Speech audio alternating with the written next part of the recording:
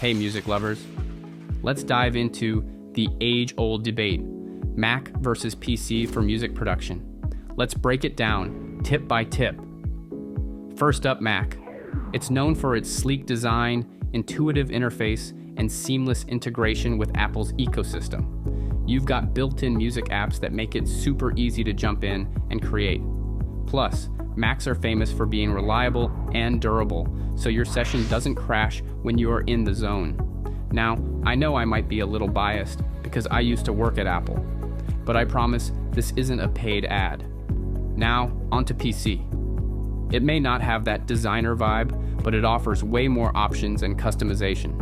You can add extra RAM, upgrade your sound card, and it's more affordable if you're just getting started in music production. So you can spend those extra bucks on, more plugins. I've worked extensively on both PC and Mac, and after switching to Mac, I don't plan on going back.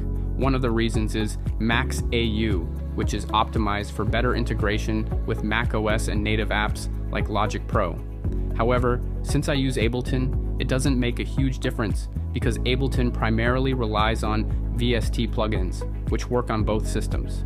So while AU is great for Mac users and other DAWs, for me, the switch to Mac is more about the stability, sleek design, and overall smoother experience for music production. Thanks for tuning in. Don't forget to follow for more music production tips and tricks. Until next time, keep creating.